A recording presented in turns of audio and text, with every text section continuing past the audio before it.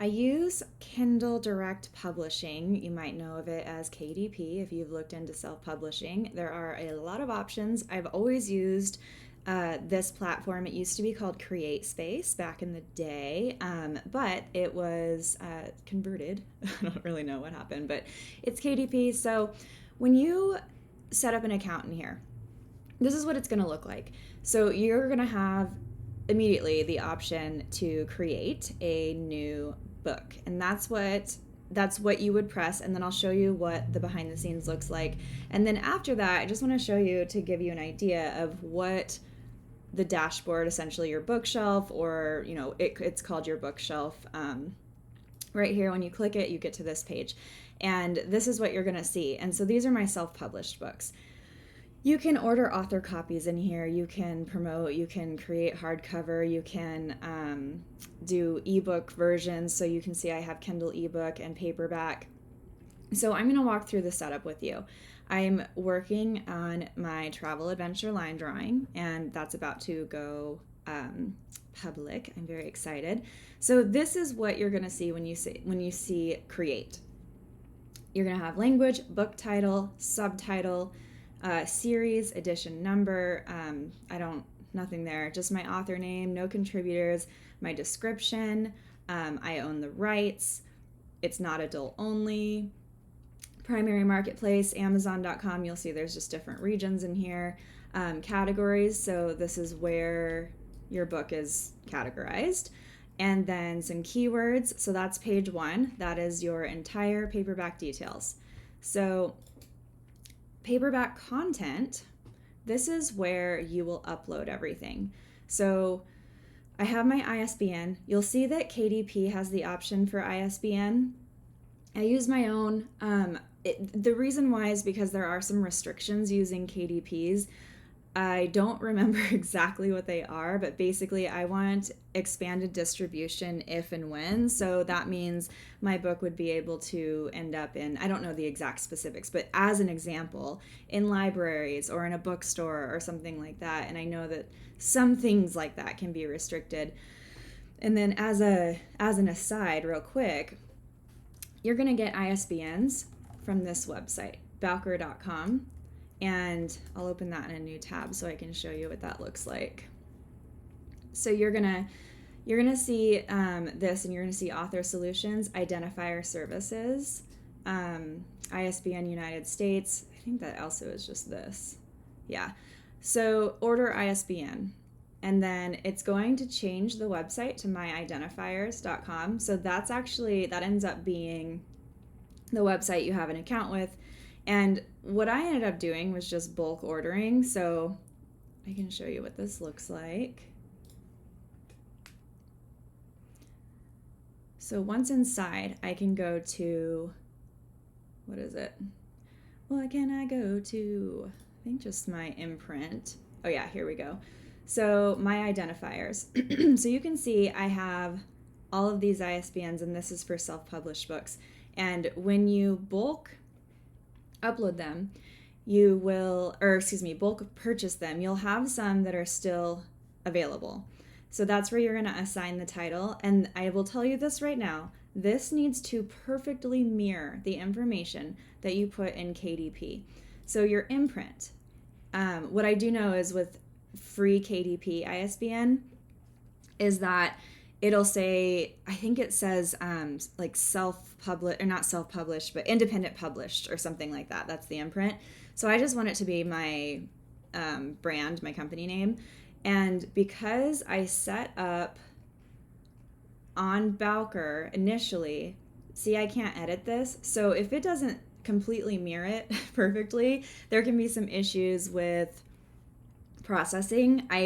From what I had known, there wasn't any sort of connection between these two, but I actually had some issues with this current book I'm working on, and they said that was the reason why. So that's why you see that I have an ISBN that I'm not using and then one that I am.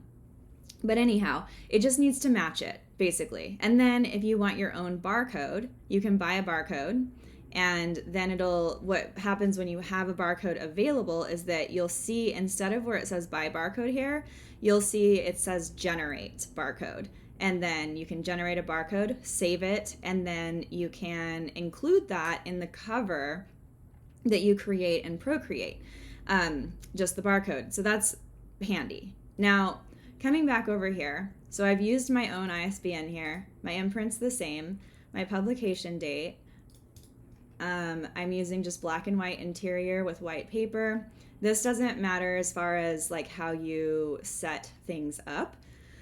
This is my trim size, and then I'm using bleed, and that's so that I don't have intentional white padding because I've already set it up the way that I want to. So I'm using bleed. I will say that they're very, very picky.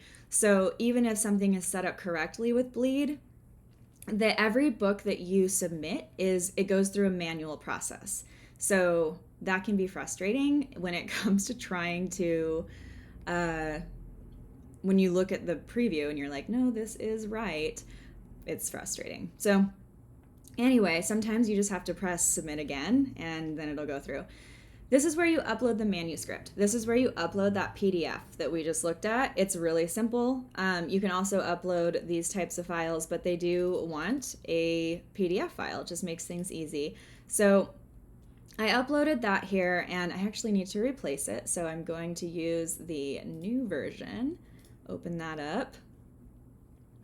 And this takes a minute. So not too long, but it does take a minute, and then you're going to want to preview it, and that also takes a minute to generate. So instead of making you wait for it, let's skip this part. Once that's uploaded, I'm going to show you book cover in a separate video, so because I want to focus on interior, but once this is uploaded, you will see a book preview. You do have to open this in order to save and continue, which I appreciate because you just never know. And I do recommend, when you launch this, actually looking through every single page to make sure that everything looks in order. You're going to also see the trim and bleed lines in the preview, so you can see if anything's going to cut off. For example, right here, I want everything to be within the red that I want printed. Anything outside of that could be cut off. Anything outside of this trim line will definitely be cut off. But I see that I've placed the spine correctly, etc. We'll look at this again in the cover video, but now I can go through and see everything is as it should be. And you can see where I've offset each one of these, and so that's going to make sure that nothing gets lost inside of the fold of the book. And I'm going through this, making sure everything looks good. I usually go through like 3 sets. So I go through once and make sure that everything, all the bleed looks good. And the reason I do this in threes is because if I'm focused on all the things at once, I will inevitably miss something. This is just something I've learned about myself. So I have 3 rounds. The first is making sure everything is inside the bleed as it should be. It's pretty straightforward, but I look at these lines here. You're able to zoom in. Are you able to? I just do it with my laptop. But you can also do it with your iPad. You can zoom in. But to really see the edges, overall, these are all going to be formatted very, very similarly, but I still want to check. Like for example, this line is getting close, but it's still okay. And then I'll look at things like this to make sure that everything looks good. Now, one thing I'm noticing here is that this should not have shown up on this one. So I'm going to have to re-upload without having the title on this essentially chapter page. No big deal, but I'm glad that I'm checking. So that's kind of what I look for. Now, the second round when I look through this is I want to make sure, okay, so see there's an issue here too. So I need to fix the chapter pages. And I might go through and make notes of page numbers, but because I have these set up as files in Procreate, I'm just going to find it because I know I don't have them in order. And then the second thing that I'll do, I'll start over from the beginning and I'll go through and I'll just look at page numbers. I want to make sure that all the page numbers are correct, especially when I do this manually rather than putting it into, something like InDesign or Affinity Publisher. If I'm putting these in manually, I want to make sure that they are in the right spot and then also correct. Even if I looked at that through my PDF, I still want to do it in the actual previewer because this is how it's going to print. This is what the product will be. And then, see, there's an issue here too. So there's a few things I need to fix. And I usually, I'm not kidding you, I will go through this process like 3 times because I keep seeing things I need to fix. But the third one I'll go through is spelling. So I'll go through and I'll make sure that I don't have typos or I don't have spelling issues or something like that. I miss them. I mean, we are blind to our own projects because we're in them. So I often like to have an extra pair of eyes just look through this, but I still make this a dedicated review. So that being said, I'm going to exit preview and then re-upload. So I've gone ahead and I've looked through this. I've fixed the issues. I've uploaded the newer version, and now I'm going to, and I've launched the previewer. I've said approve, and now I'm going to save and continue. And the rest of this setup is distribution and pricing. So we're going to go in and I'm going to say all territories, Amazon, and then I can look at all of this. And so if you put in one price, it will change. Let me show you. It'll change everything and recalculate everything according to the conversion. So that's nice. You don't have to deal with any of that. And then I can request a proof before I press publish. I like to do this because I like to see it in physical form, and then I can know, okay, well, this didn't turn out how I wanted it to in publishing. I say order samples. This is the time to do it. I'm going to save this as a draft for now, and otherwise, you'll just press publish. What happens when you press publish is you'll have about, it can vary. It's up to 72 hours-ish usually. Someone will manually review your book, and they'll do exactly what you did with the print previewer, and sometimes they'll disagree with you that it was ready to go, and they'll tell you what needs to be fixed because that's what they do, and they know, this is going to interfere with, cutting off, or this needs to be fixed. They'll just let you know.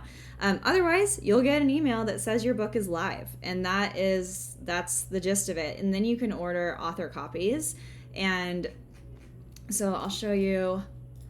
It works very simply. I'll just say, let's see, order author copies, order quantity, select a marketplace, Amazon.com. I'll say, you'll see your cost right here. So the printing cost is pretty low. You will have to pay shipping even though it's through Amazon, so you have to factor that in.